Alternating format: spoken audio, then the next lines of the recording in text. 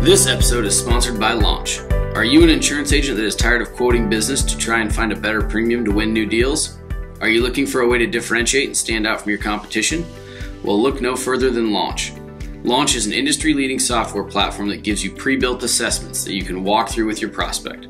Launch automatically calculates your prospect's risk score, and this allows you to show your prospect the areas you can fix to negotiate better premium and coverage with underwriters. Offer more value to your clients, turn missed sales into closed business, and most of all, become a better advisor to your clients. Visit getlaunch.io today to get more information on how you can use Launch to win more BORs starting right now. That's getlaunch.io to learn more. All right, welcome to the Sales Process Series. We are really excited about this. And what this series is an interview with several different top producers in the insurance industry. These are folks that are absolutely killing it. They're over doubling their new business revenue over industry averages and doing it through a consistent sales process. And so we're having these conversations to pull out those themes that are really working for those individuals and really give them to you so that you can double your new business revenue. So enjoy the episode and look for more episodes in our sales process series. All right, well, welcome to the show, Dawnyel. Like Don and I yell. Don and I yell. Got it. Okay. Well, I want to make sure that we get that right for everybody out there. But thanks for joining us. We're excited to have you on the show. Yeah, thanks for having me. All right. Well, for everybody listening, can you just give everybody who you are, where you're from, what do you do? We were just discussing the weather in Arizona, so you can hit on that if you want. Who are you? I don't know if I want to start with Arizona weather because most people are hating right now. So Yeah. we're going to say it's cold for us, but not cold for other people. There you go. So I've been in the industry for over 2 decades. I was a school teacher. I taught 6th grade before I came into this industry. And I always look at that every day I use my bachelor's in elementary education, whether it's educating my clients or educating my team. And I'm not saying they're children. That's not what I'm saying. That sounds horrible. But I do believe that a big part of what we do should be educational. And it should come off in a way that is authentic to protecting what matters most to the people that we serve. So that's been a part of my mission. I am the CEO, and CEO for me stands for Chief Experience Officer for CLI, which is Canyonlands Insurance. I own an agency. I am primarily commercial. I've been primarily commercial, then primarily personal lines through acquisitions, and now back to primarily commercial for my book of business. So I have done the roller coaster of PL and CL for the number of years that I've been doing this. And we also own an agency network group where we help keep independents independent. So our goal is to help smaller agencies with the resources that they need to compete with the bigger agencies out there. That's sweet. Awesome. What's the network called? CLI Select Agencies. Oh. Mm-hmm. Got it. Awesome. Yeah, no, I think that's a phenomenal piece that I wanted to make sure that we got the name out there, because there are a lot of smaller agencies or newer agencies. We're seeing that a lot with the mergers and acquisitions out there. The big national firm buys the, small to mid-sized firm, and then there's 2 or 3 folks in there that don't want to be part of a big national corporation, and so they kind of branch off. But it's helpful to have those resources, I think, when you're starting from scratch, which would not be an easy venture to start. And so I think that those networks, like what you guys are doing, are fantastic for those agencies. Yeah. Well, you don't know what you don't know when you're starting off. And I can say that because I was captive before I went independent and I joined the group. So I didn't originally start the group. I started off as a member of the group. So I think I always have that perspective in the back of my mind is when I went independent, I was like, oh, you can do this, you can do that, you can do that. And then you get the entrepreneurial ADD and you're taking on way too much. Or you're doing the wrong things to get your agency going because it's just so different than being captive. Yep.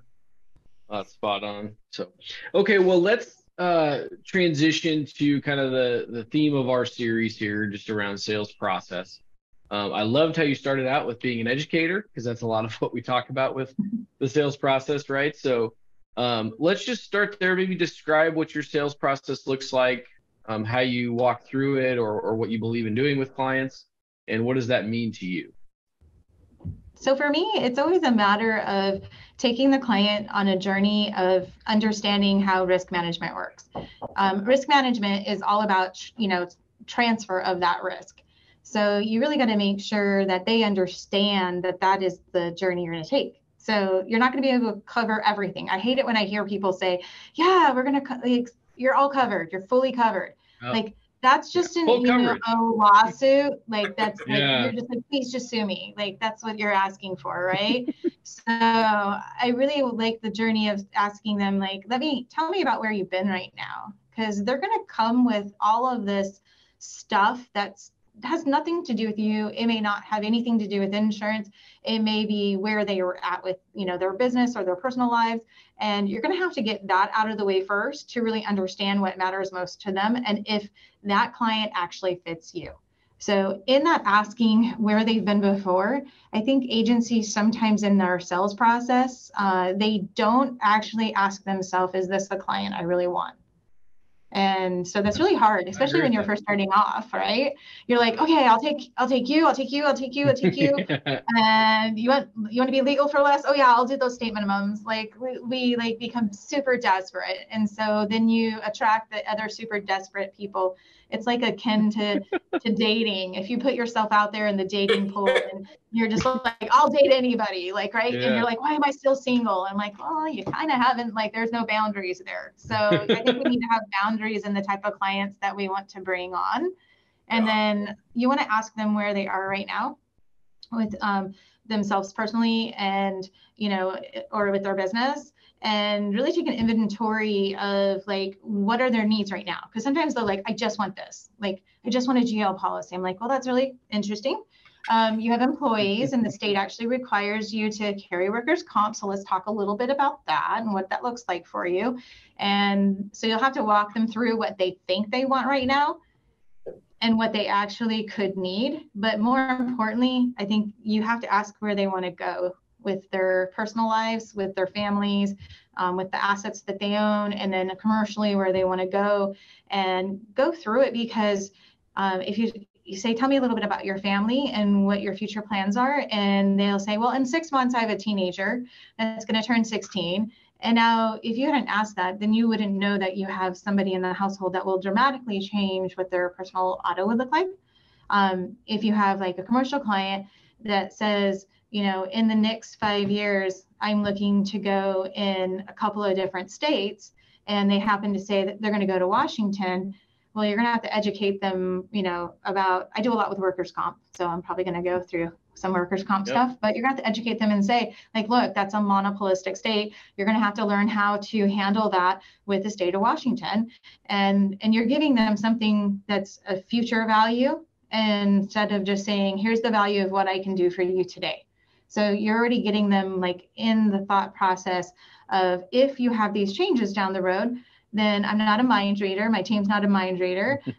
So you need to let us know what's going on. So there really is about like the journey of it and communicating, not just where they've been before, where they are right now, but where do they want to go in regards to the risk management, and then figuring out how to transfer that risk. Because some people believe that, they want the cheapest price, but they still want to have coverage. If they want just the cheapest price, I don't want to do business with them, because they are not actually like, our why is that we're the agency that believes in committing to individuals, businesses, and agencies that focus on protecting what matters most today and tomorrow. So I can put that why and test it with every client or agency that we want to affiliate with. Yeah, right, that's smart. Absolutely. I love that why. And well, we could go probably a whole episode on just why it's important to have a why. But I think you gave an example there. You can use it as a filter, right? To not only pre-select clients, but also just build your business as a whole. It gives you that guiding star. So, okay. So understanding where your client's going, what their risks could look like, and getting there, helping them understand and educate them through that process? Is that let's get a little bit more tactical with it. Is that kind of first meeting? Is it, what does that meeting structure look like until you're going from, okay, I got this prospect, maybe a referral or something, to I bring them on as a new client? How does that kind of work into that process? Well, you definitely have that first conversation with them, and you're going to listen to, where, like I said, where they've been before, where they are right now, and where they want to go. But in that process, you want to make it very clear what your why is, and saying, hey, like, I'm hoping that you'll be a great fit for our agency, and that will be a great fit for you. Nonetheless, I'll find you where, you can get the help that you needed. For yourself personally or professionally, if you have a business. So, I think laying that foundation of that you are going to direct where the conversation is going. And so that they feel comfortable, because a lot of times, to be honest, how many of us knew what, UMUIM was before we became an insurance agent? Yeah. And I'm sure we probably had car insurance before that time period, right? Yeah. So they don't know those things, but they don't want to be told they don't know those things too. So, but they want to have confidence and trust in an advisor. I mean, that's why we have the words trusted advisor, right? So I feel like what I have seen through the last probably decade, which has been disappointing, is that agencies, yes, with raters, it's made it easier for us to get pricing and put that together for our clients, but we forgot that we are a trusted advisor. And we're going into a hard market right now. So what's going to happen in that hard market is that everyone that basically sold on price is going to get killed on price with their clients too. They're not going to be comfortable with some of the advice that we're going to have to give them and say like, hey, you're going to have to take a 25% rate increase because what's happening in the marketplace. And to have that honest conversation with them, they're going to just jump and say, well, I'm going to just go find somebody else that can, save me money. Oh yeah. Well, and we've all been there with that client. How comfortable are you saying no to those clients? Or I'm really comfortable. But it took you seem like you would be. So, yeah. It took a really long time. It does. It just says, I always say, I'm going to be of service, to you in one way or another, even if I'm not the person that's supposed to be taking care of you for the long term. And that's okay. I think that's the part you got to say, is just say, hey, let's get you to a good place. And whether the good place means that you're with us or you're with somebody else, let's just get you there. And I'm going to give you some advice and get you there. And I do that when I talk to a lot of agencies about their agencies and where they're at. And I tend to get recommended as someone to talk to, because I don't do it from the filter that I have to bring them on as an agency with our network. I bring it on and talk with them as if I was in their shoes. What would I want somebody to tell me of what would fit me, and not try and put me in this little container that fits for them. Totally. I think that's super important. I think it is an often overlooked piece of the sales process.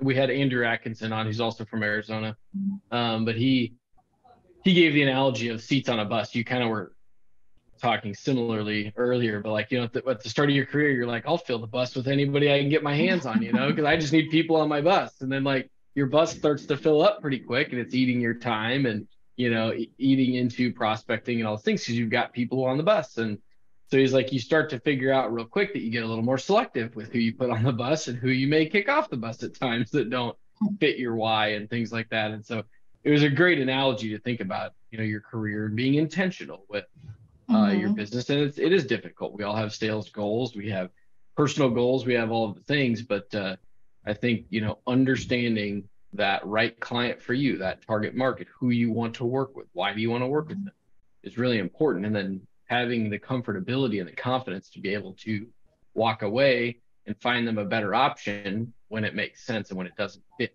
that why, Yeah. And I think it's about, for me, it's always about helping people. I always tell my kids to be good humans Like, be helpful, be kind, be mindful that it's not just about you.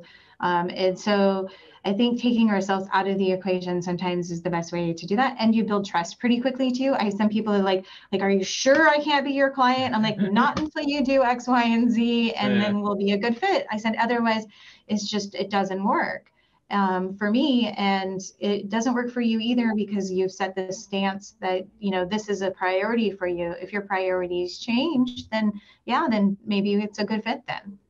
So it leaves open the door too down the road. So you're not just like slamming the door and going like you don't believe in insurance. Like, I always love it. Like, I've had phone calls where clients, they start off the conversation with me and they're like, I hate insurance.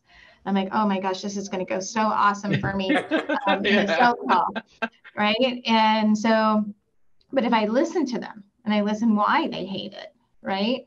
And no one's ever taken the time to make them understand the type of coverage that they have, go through of why they have it, then I get to the end of it and they're like, sometimes if you can turn them around, then they are a good fit sometimes. So you got to take and listen to their journey too, because maybe they just haven't been educated.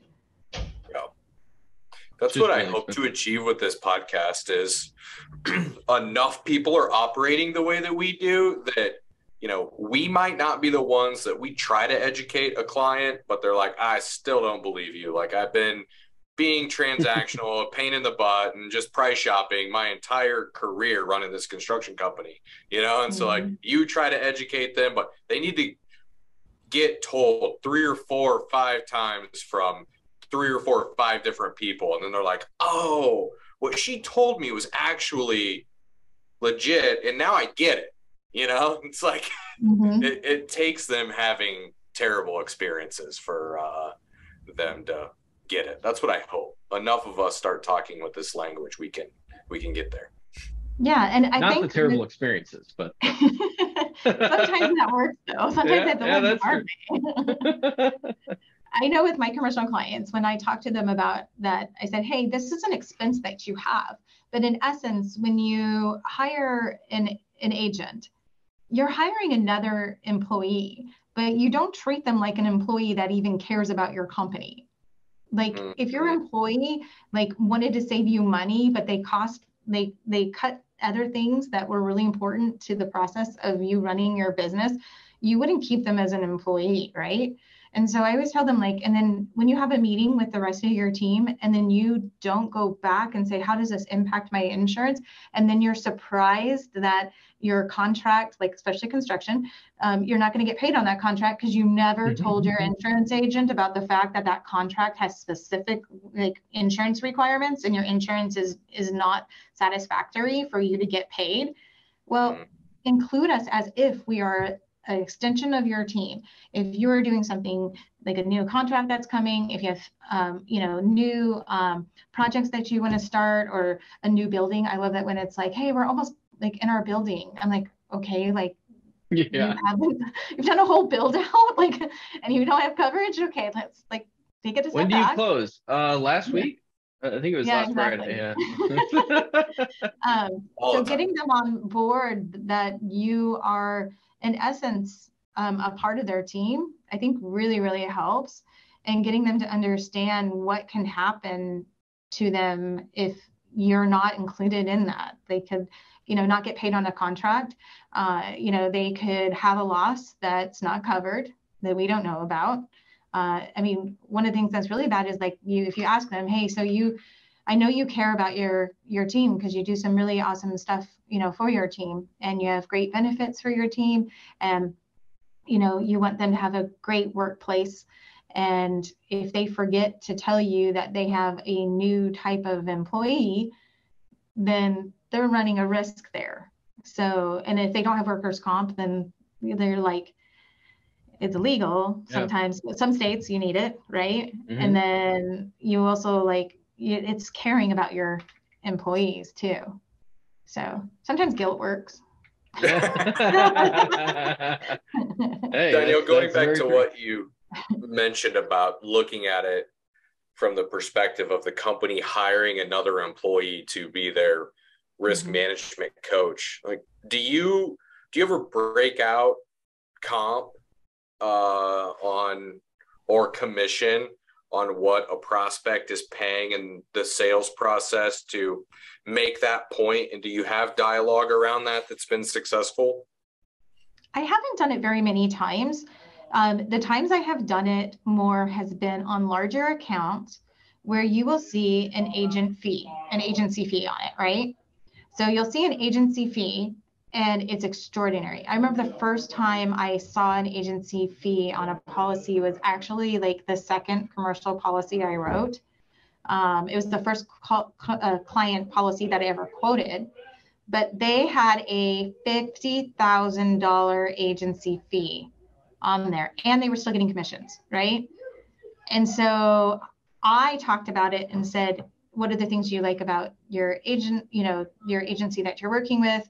They didn't like very much with them. And I said, what if I could right off the top save you 50 grand? And so that's like when I have talked about it the most, is going, that was way too much that they were taking from it. And yes, they had quite a bit of certs on it. And we had talked about that if their certs had gone over a certain amount, then maybe we would, put an agency fee on that time at that time of it. But they were accountable to the fact that, they would make the process clean and make it easy for us. So we've had the discussion on it because I said, you're paying for that right now. Like, you're not just literally paying out of commissions. Like, that's a salary. That's a salary for one of their team members. I mean, that was the salary for maybe two of their team members even. Yeah. Wow. That's interesting to me, because in Nebraska, we can't charge a fee on top of commission. Mm-hmm. And so whenever I hear that, it just kind of blows me away sometimes. Yeah. We made a decision not to do agency fees. And after that client, and I never had to charge them an agency fee because they made it so easy for us. We worked together really seamlessly with, the certificates and everything that they did. Mm-hmm. Yeah, we could charge fees for, other services, but it can't be for insurance. The same service. Yeah. Yeah. Yeah. And it's different from state to state. But that's when I've mainly pointed it out of it. But I'm also probably sometimes when you're working with a client, you can tell them that you're the cheapest employee they will ever have too. Because sometimes our commissions are so small, right? Oh, totally. And I think too, it's always important either way, really, that you're transparent about your compensation. I'm guessing that agency that you took that business from was not very transparent about that. And I think that's very important, because if you're getting paid very little, I think it's important that, the client knows how much you're being compensated for this particular work. And you need to obviously know that. But then if you're getting paid a lot, you need to justify your value to that client. And that's also important. But it can be used like you did as a wedge in the sales process as well, just to say, hey, I want to make sure that we understand this. Here's where the compensation sits today. Are you aware of that? 98% of the time, they won't be aware of it.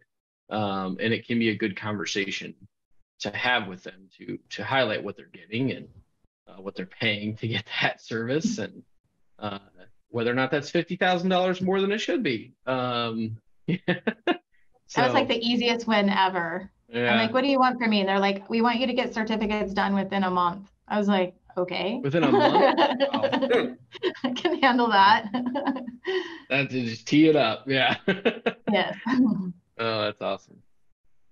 So let's go down then. Thinking about the sales process that you go through, that, because you've talked a lot about different ways that you'll have those conversations. Is there anything else uniquely that you've done just from the educational perspective? Because I think that's been kind of a common theme through several of these conversations, is the really sales people in our industry are doing a great job of educating the client. And what's interesting to me is, while that is allowing those people to win more deals and more business, it's also the right thing to do, for the client.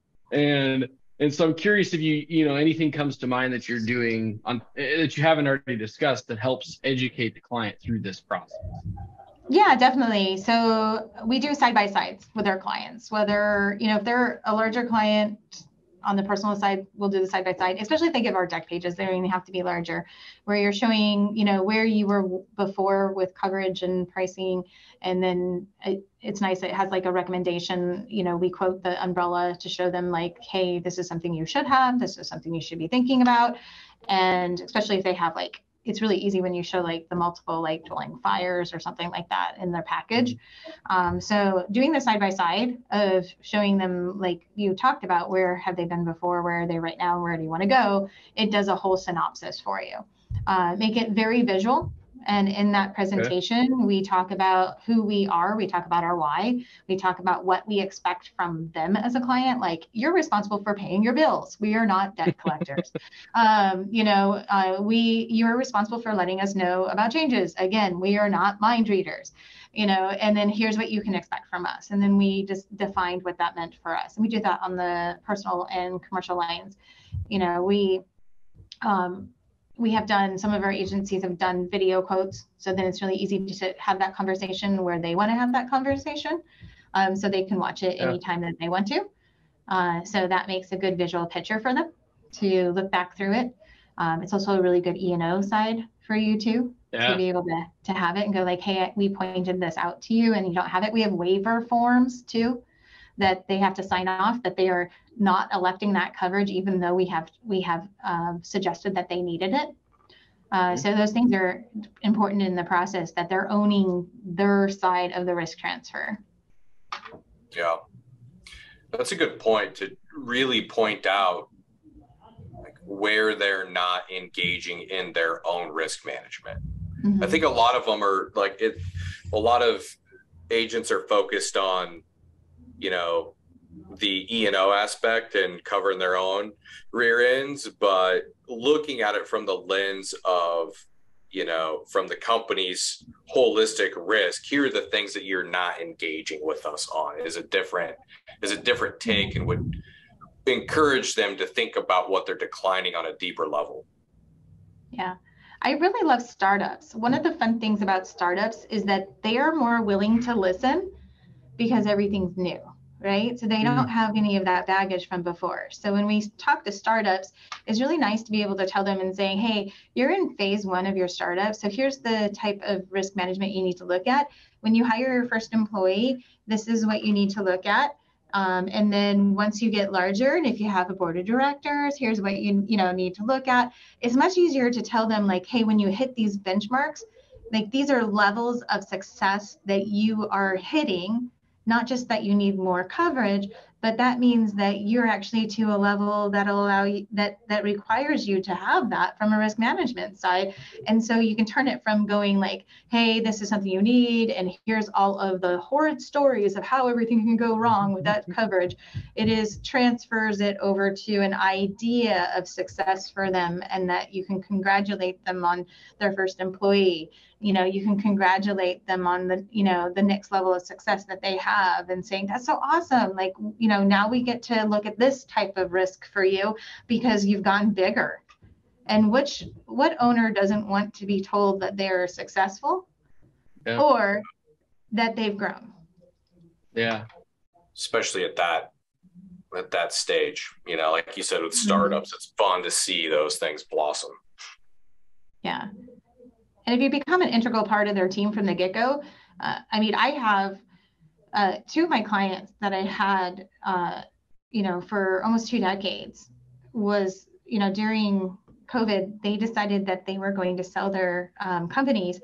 And it made me sad, but it made me feel really, really proud because I was their agent from day one. And to see that company grow to a place that they get to retire, I'm like, you know what? I get to be you someday. I get to do that as well, and we can relate to that. And so as much as I hated losing the compensation side of it, because they were bought out by bigger firms, but it was really cool to see them grow and let them know that, I appreciated their trust and that I'd been able to be a part of it for all those years. Oh, absolutely. No, I think that is one of the fun aspects of our job, is just seeing the growth in our clients and being trusted advisor to them. And when done right, it's a very rewarding piece of our careers, you know, and I think that often gets overlooked. So I'm glad you brought that up, because and I want to highlight what you were talking there of shifting that perspective away from the fear-based selling. You know, if you don't have this, this is going to happen and your business is going to go under, you know, all of that, to creating a positive connotation to, you know, their business growing and why they need to consider different risks within their risk profile now and things like that creates a different conversation around it. I think is a great. And you can create like social pressure on them too. You can say companies of your size typically have this type of coverage in place. Yeah. And if you say that, then they don't want to not be the one. Yeah. Yeah. You know, and especially if you say successful companies like yours typically have this stuff in place to protect themselves. I love that. Yeah. That's awesome. Okay, so thinking about that sales process and then the conversations you have to educate the client, everything we've thought of or talked about up to this point, you know, what level of your success throughout your career would you attribute to that type of a model, to that educational based sales process? And I'll leave that very open-ended to take that where you want it, but you know, how much has that kind of fit into your success? I would say 100% it fits into my success. And I think when my ego has gotten in the way and when I have been too excited about the sell is when I have damaged that success. And so I have to constantly remind myself to not get ahead of myself, to make sure I'm listening more than I am talking, and that I am asking lots of questions. So they feel like they're directing the conversation, but I'm really directing the conversations through the questions that I'm getting them to, because I'll get questions where I'll keep asking them things and it will get them to the answer and to the place I want them to go. And so it's really educating, you know, them about what we do a lot of times, but it's also like the success of who we are is that we need to educate ourselves all the time. I'm I read all the time. I read a ridiculous amount of books. My nightstand is completely filled with it and I do, you know, Kindle. I'm not into Audible. I need something tangible though at night, I can touch and feel it and I can read it.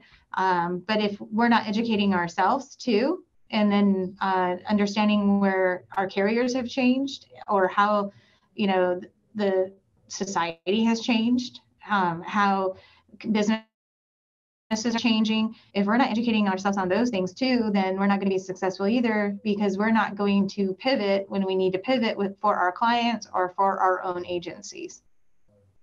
Absolutely.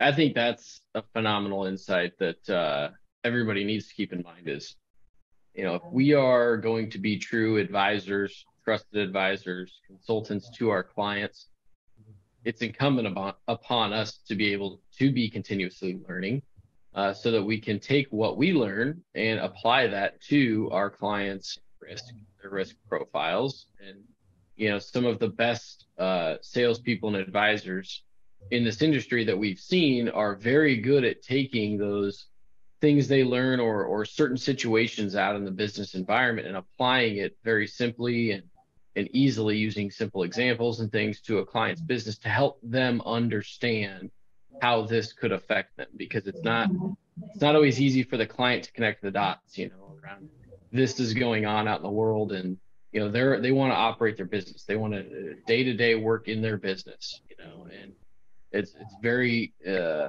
important that we can relate those things simply, but we have to learn them first to do that, right? Yeah.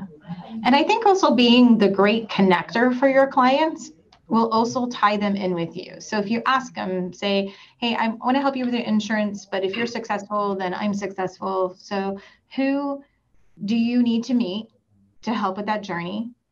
Or what resources do you need to help you with your journey? And if I know any of my clients that I connect you to, then, you know, hopefully I've helped you, you know, solve a pain point for your company.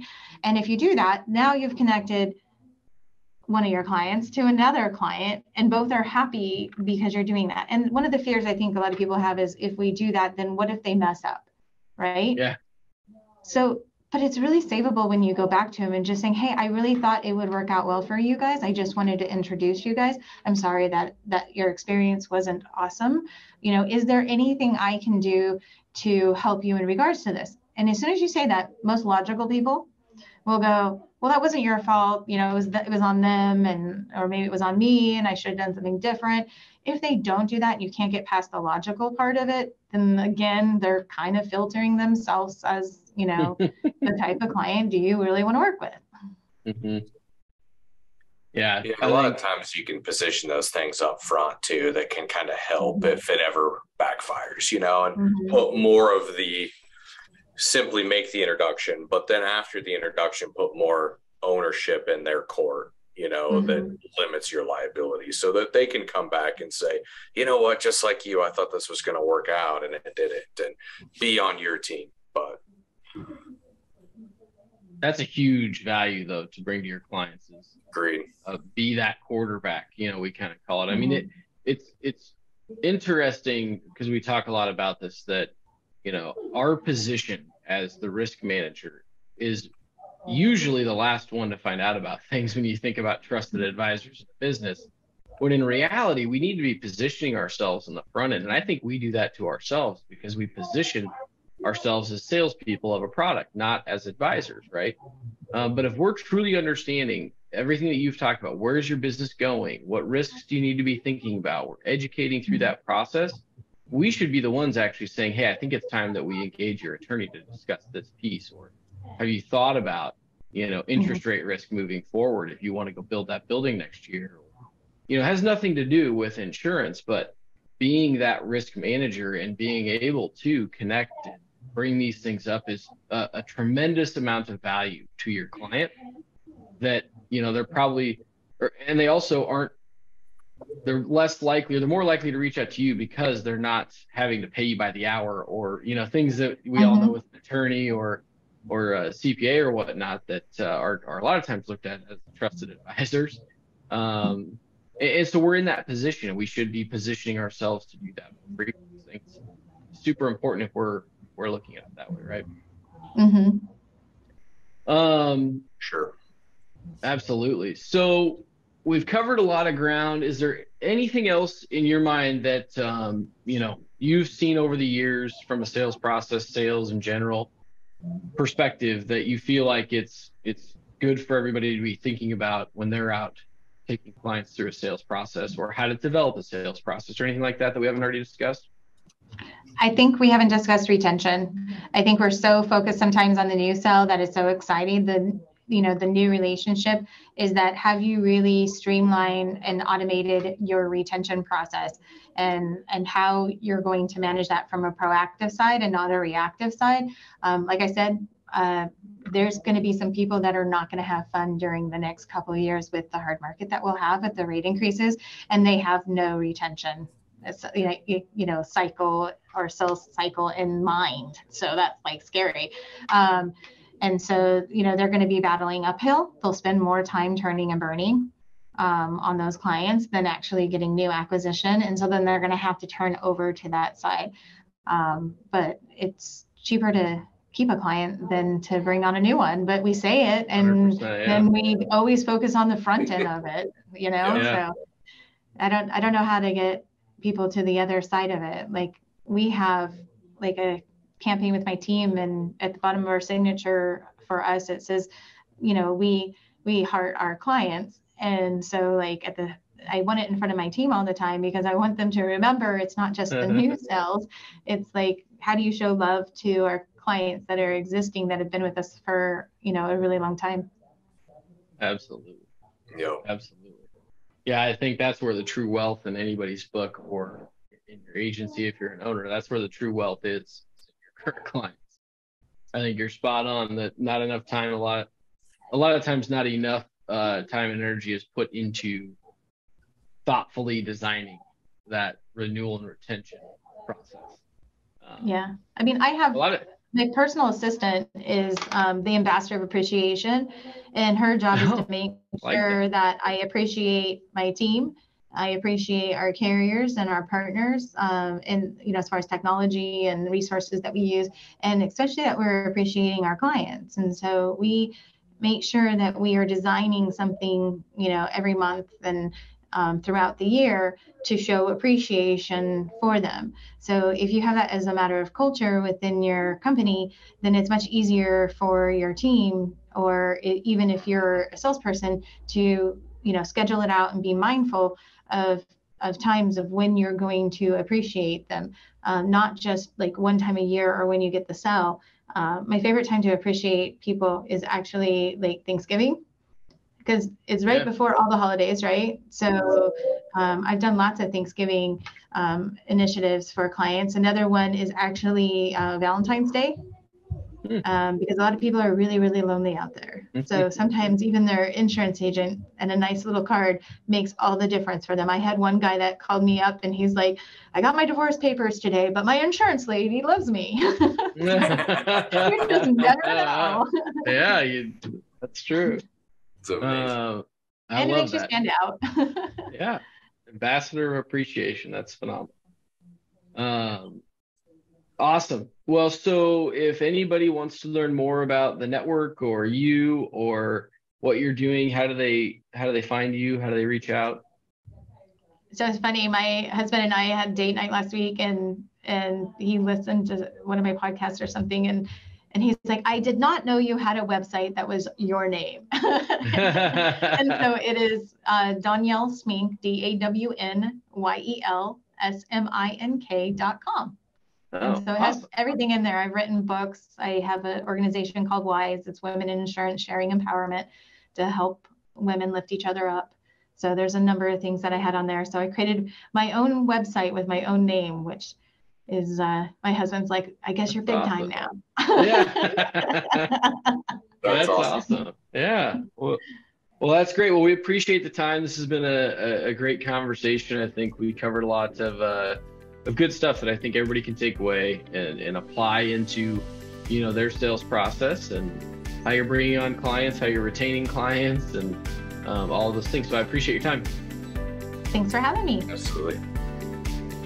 Thank you for tuning in to Getting Past the Premium. We are excited to continue breaking down barriers and finding solutions together. If you would like to reach out regarding anything you heard in today's episode, find links and contact info in the description. Until next time, have a great day, and let's continue getting past the premium.